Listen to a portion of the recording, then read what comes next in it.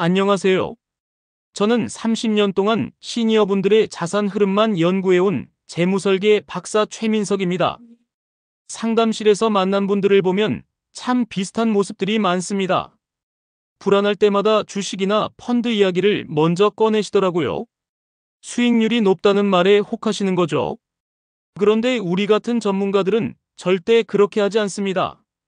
같은 돈을 훨씬 안전하게 그리고 매달 흐르게 만드는 방식을 먼저 씁니다.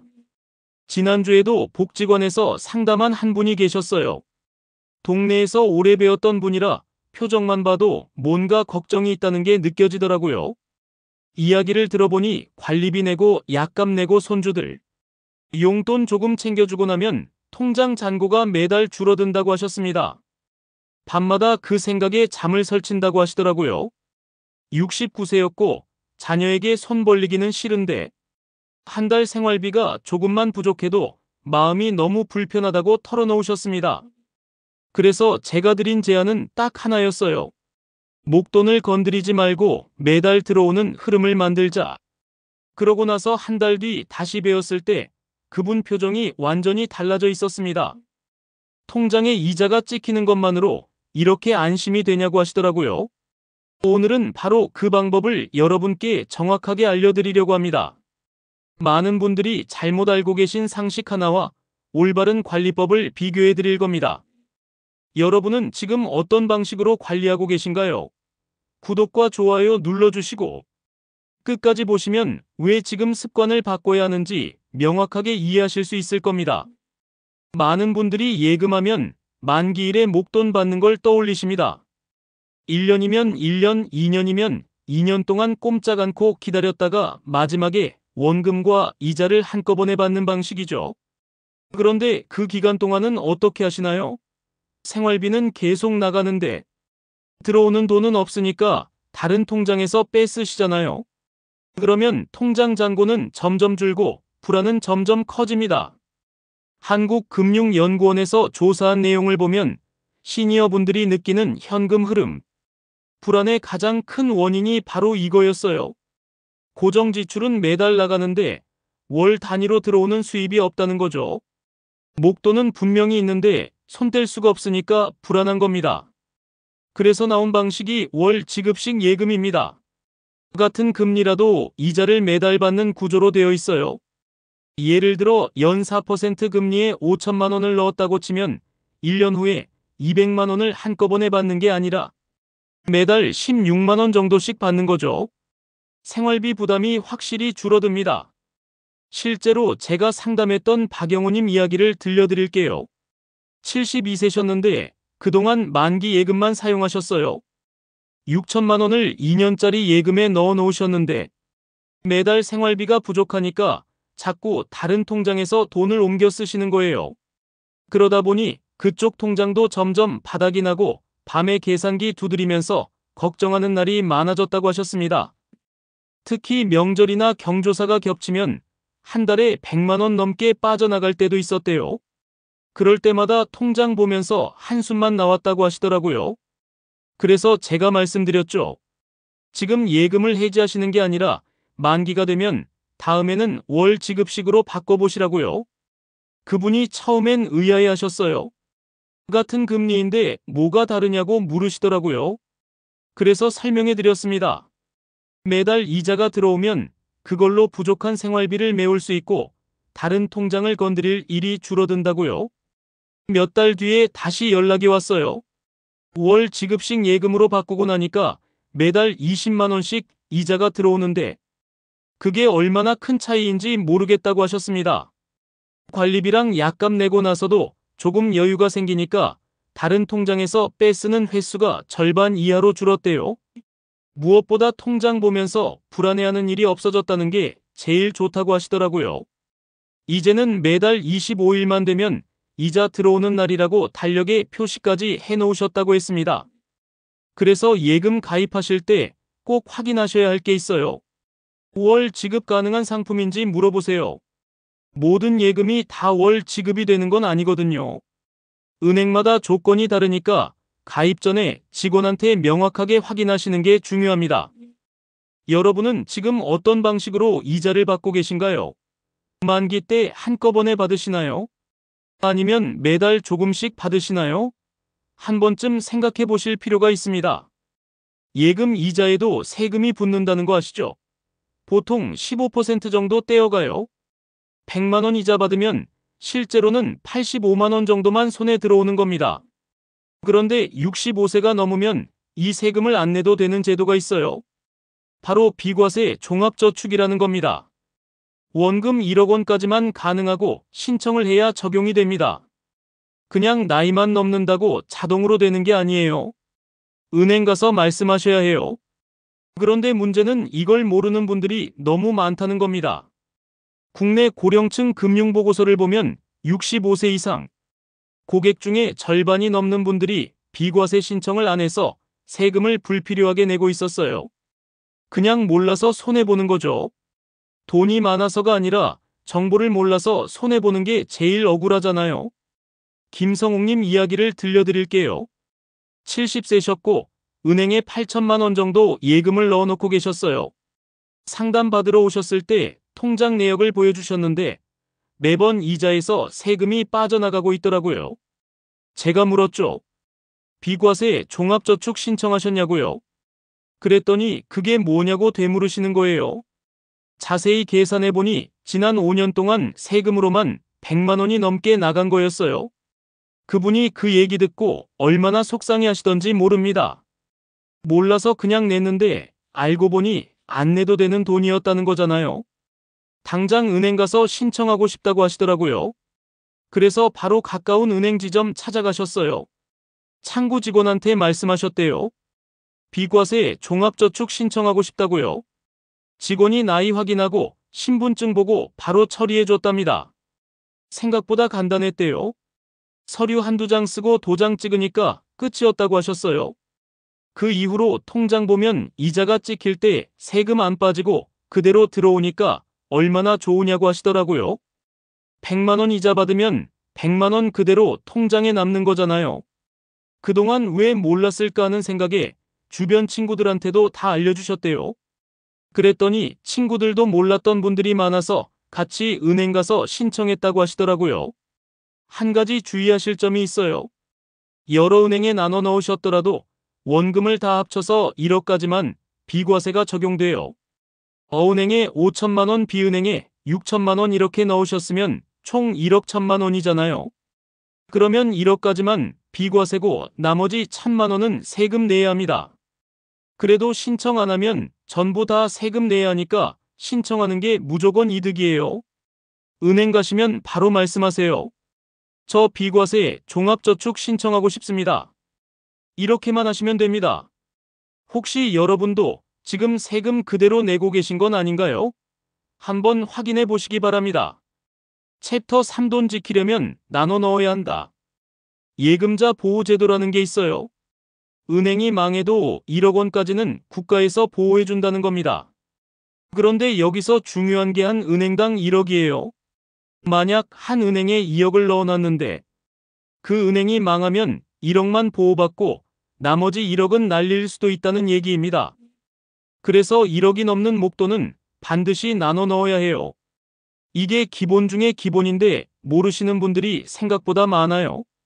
금융당국 자료에서도 시니어 고객 중 절반 이상이 예금자 보호 한도를 정확히 모른다고 나타났거든요. 정기훈님 사례를 말씀드릴게요. 75세셨고 평생 모은 돈 1억 3천만 원을 한 은행에 다 넣어놓고 계셨어요. 동네 은행이라 오래 다녔고 직원들도 친해서 거기만 이용하셨대요. 그런데 어느 날 뉴스에서 은행 파산 이야기가 나오니까 갑자기 불안해지신 거예요. 그래서 상담받으러 오셨는데 통장 보여주시면서 걱정스러운 표정으로 물으시더라고요. 혹시 이 은행 망하면 제 돈 다 없어지는 거 아니냐고요? 제가 예금자 보호한도 설명해드렸죠. 한 은행당 1억까지만 보호되니까 지금 상태로는 3천만 원은 위험할 수 있다고요. 그분이 깜짝 놀라셨어요. 그런 줄 몰랐다고 하시면서 당장 어떻게 해야 하냐고 물으시더라고요. 제가 답은 간단하다고 말씀드렸습니다. 두 은행으로 나누면 되니까 8천만 원은 지금 은행에 두시고 나머지 5천만 원은 다른 은행으로 옮기시라고요. 그런데 그분이 또 궁금해하셨어요. 어느 은행으로 옮겨야 하냐고요. 그래서 금리 비교해 보시라고 했습니다. 요즘은 인터넷만 검색해도 은행별 금리가 다 나오니까 높은 데로 가시면 된다고요. 혹시 모바일 가입하면 금리 더 주는 데도 있으니까 그것도 확인해 보시라고 했죠. 며칠 뒤에 연락 오셨어요. 다른 은행 찾아가서 5천만 원 옮겼는데 오히려 금리도 조금 더 높았다고 하시더라고요. 게다가 이제는 두 은행으로 나눠놨으니까 마음이 훨씬 편하다고 했습니다. 혹시라도 한쪽 은행에 문제 생겨도 다른 쪽은 안전하니까 밤에 잠도 잘 온다고 하셨어요. 한 가지 더 말씀드리면 나눠 넣는다고 해서 비과세 한도가 늘어나는 건 아니에요. 비과세는 전체 합산해서 1억까지니까 그건 헷갈리지 마세요. 예금자 보호는 은행마다 1억씩이지만 비과세는 전체 합쳐서 1억이라는 거 기억하시기 바랍니다. 여러분의 예금은 지금 어떤 방식으로 배치되어 있나요? 한 은행에 몰아놓으셨나요? 아니면 여러 곳에 나눠 놓으셨나요? 확인 한번 해보시는 게 좋겠습니다. 은행 광고 보면 금리가 높게 나와 있잖아요. 그런데 막상 가입하고 나서 받아보면 생각보다 적을 때가 있어요. 왜 그럴까요? 바로 우대 조건 때문입니다. 기본 금리가 있고 거기에 우대 조건을 충족하면 추가로 몇 퍼센트 더 주는 구조예요. 문제는 그 우대 조건을 제대로 확인 안 하고 가입하는 경우가 많다는 겁니다. 광고에 나온 높은 금리는 우대 조건 다 충족했을 때 받는 최고 금리인데 그걸 기본 금리인 줄 알고 가입하시는 거죠. 국내 시니어 금융 이용자 연구를 보면 우대 조건 미이행으로 예상보다 낮은 금리를 받은 사례가 상당히 많았어요. 본인이 뭘 놓쳤는지도 모르는 경우가 대부분이었고요. 문정혜 님이 바로 그런 경우셨어요. 68세셨고 은행에서 연 4% 예금 광고를 보고 가입하셨대요. 그런데 1년 뒤 만기되어서 받아보니까 실제로는 3.2%밖에 안 되는 거예요. 이상하다 싶어서 은행에 전화했더니 우대 조건을 충족 못해서 기본 금리만 적용됐다는 얘기를 들으셨대요. 그래서 상담받으러 오셨는데 억울하다고 하시더라고요. 광고에는 4%라고 나와 있었는데 실제로는 그것보다 훨씬 적게 받으니까 속은 기분이라고요. 저도 계약서 같이 봤는데 작은 글씨로 우대 조건이 쭉 적혀 있더라고요. 연금 이체하면 0.3%, 모바일 가입하면 0.5% 이런 식으로요. 그분은 창구에서 가입하셨고 연금도 다른 은행으로 받고 계셨으니까 우대 조건을 하나도 못 채운 거였어요. 그래서 기본 금리만 받으신 거죠. 알고 보니 주변 분들도 비슷한 경험 있는 분들이 많았대요. 광고만 보고 갔다가 나중에 실망하는 경우가 흔하다는 거예요. 제가 그분한테 설명해 드렸습니다. 다음에 예금 가입하실 때는 우대 조건 먼저 확인하시라고요. 연금 이체가 가능한지, 모바일 가입이 편한지 이런 걸 미리 따져보시고 할 수 있는 조건만 있는 상품을 선택하시라고 했죠. 몇 달 뒤에 새로 예금 가입하신다고 연락 오셨어요. 이번에는 우대 조건 꼼꼼히 확인했다고 하시더라고요. 연금을 그 은행으로 이체하고 모바일로 가입하니까 우대금리 다 받을 수 있었대요. 덕분에 광고 금리 그대로 받게 됐다면서 이번에는 속은 기분 안 든다고 좋아하셨습니다. 우대 조건은 은행마다 다 달라요. 어떤 데는 공과금 자동이체 하나만 해도 금리 올려주고 어떤 데는 여러 가지 조건을 동시에 충족해야 하기도 해요. 그러니까 가입 전에 직원한테 정확히 물어보세요. 제가 이 조건들 다 할 수 있는지 없는지부터 확인하고 실제로 받을 금리가 얼마인지 계산해 달라고 하시면 됩니다. 여러분은 실제로 받을 금리를 확인해 보셨나요? 광고 금리만 보고 가입하신 건 아닌가요? 다시 한번 점검해 보시기 바랍니다. 예금은 만기 전에 해지하면 손해를 봅니다. 약속한 금리를 못 받고 훨씬 낮은 금리만 적용되거든요. 그런데 갑자기 목돈 쓸 일이 생기면 어쩔 수 없이 해지하게 되잖아요. 그러면 그동안 모아둔 이자를 제대로 못 받는 거죠. 고령층의 예금 중도 해지 사유를 조사한 자료를 보면 생활비 부족이 제일 큰 원인이었어요. 병원비나 경조사비 같은 게 갑자기 필요한데 다른 데 쓸 돈이 없으니까 예금을 깨는 수밖에 없었던 거죠. 그래서 비상금을 따로 마련해 두는 게 중요합니다. 예금은 예금대로 굴리고 급할 때 쓸 돈은 자유입출금 통장에 넣어두는 거예요. 그러면 갑자기 돈 쓸 일이 생겨도 예금을 건드릴 필요가 없어요. 이재호님이 딱 그런 상황을 겪으셨어요. 71세셨고 5천만 원을 2년짜리 예금에 넣어놓고 계셨는데 1년쯤 지났을 때 갑자기 문제가 생긴 거예요. 손주가 다쳐서 병원비가 급하게 필요했대요. 보험 처리되기 전에 일단 돈을 내야 하는데 당장 쓸 돈이 없으니까 예금을 해지할 수밖에 없었다고 하셨어요. 그런데 막상 해지하고 나니까 받은 이자가 생각보다 훨씬 적더래요. 원래 연 3.5%로 약속했는데 중도 해지하니까 1%밖에 안 주더라는 거예요. 거의 2년 가까이 묶어뒀는데 이자는 거의 못 받은 셈이니까 억울한 마음이 드셨대요. 그렇다고 손주 병원비를 안 낼 수도 없는 노릇이고요. 그 일 이후로 상담받으러 오셨어요. 다시는 이런 손해보고 싶지 않다고 하시면서 어떻게 하면 좋겠냐고 물으시더라고요. 제가 간단한 방법 하나 알려드렸습니다. 총 자금 중에서 일부는 예금에 넣지 말고 자유입출금 통장에 남겨두시라고요. 예를 들어 5천만 원 있으면 4천만 원만 예금에 넣고 나머지 1,000만 원은 입출금 통장에 두는 거예요. 그러면 갑자기 돈 쓸 일이 생겨도 그 1,000만 원으로 해결하면 되니까. 예금은 그대로 둘 수 있다고 설명해 드렸죠. 그분이 고개를 끄덕이시더니 그렇게 하면 1,000만 원은 이자를 못 받는 거 아니냐고 물으시더라고요. 맞는 말씀이에요. 입출금 통장은 이자가 거의 없으니까요. 그래서 제가 답했습니다. 1,000만 원 이자 못 받는 것과 4천만 원 예금 중도 해지하는 것 중에 뭐가 더 손해냐고요? 당연히 후자가 훨씬 큰 손해잖아요. 그 말씀 듣고 바로 이해하셨어요. 그래서 다음 예금 가입할 때는 1,000만 원 정도를 비상금으로 따로 빼놓고 나머지만 예금에 넣으셨대요. 그러고 나니까 마음이 한결 편해졌다고 하시더라고요. 혹시 모를 일에 대비한 돈이 있으니까 예금 만기까지 안심하고 기다릴 수 있었다는 거예요. 실제로 몇 달 뒤에 치과 치료비가 갑자기 필요했는데 비상금 통장에서 쓰고 예금은 그대로 뒀다고 하셨어요. 예전 같았으면 또 예금 해지했을 텐데 이번엔 그럴 필요가 없었다면서 정말 다행이라고 하시더라고요. 비상금은 얼마나 두면 좋을까요? 보통 한 달 생활비의 3배에서 6배 정도면 적당해요. 생활비가 한 달에 100만 원 나가시면 300만 원에서 600만 원 정도 입출금 통장에 남겨두시는 거죠. 물론 개인 상황마다 다르니까 본인 형편에 맞게 조절하시면 됩니다.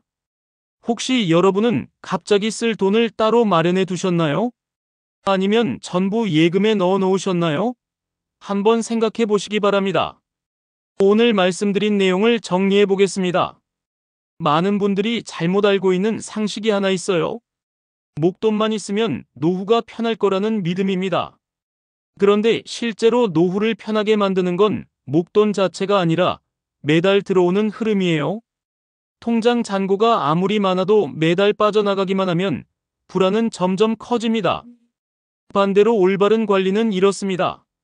5월 지급식 예금을 통해 매달 생활비를 충당하고 비과세 종합저축으로 세금을 줄이고 예금자 보호 범위 안에서 분산해서 안전하게 관리하는 거예요. 우대 조건도 꼼꼼히 확인해서 제대로 된 금리를 받고 비상금은 따로 빼놔서 급할 때 예금을 건드리지 않도록 하는 겁니다. 잘못 관리하면 어떻게 될까요? 통장 잔고는 빠르게 줄고 불안은 커지고 급한 일 생기면 예금 해지에서 손해보고 세금도 불필요하게 내고 위험도 혼자 다 떠안게 됩니다. 제대로 관리하면 어떻게 될까요? 같은 돈으로도 매달 생활비가 만들어지고 마음이 한결 편안해지고 세금은 아끼고 위험은 분산되고 급할 때도 당황하지 않게 됩니다. 오늘 당장 할 수 있는 제안 하나 드리겠습니다. 지금 쓰고 있는 은행 앱이나 홈페이지에 들어가서 시니어 예금이 있는지 검색만 해보세요. 5월 지급식인지 비과세 가능한지 우대 조건이 뭔지만 확인해 보시는 거예요. 그것만 해도 첫걸음은 이미 시작된 겁니다. 생각만 하고 있으면 아무것도 안 바뀝니다. 작은 행동 하나가 여러분의 노후를 바꿀 수 있어요.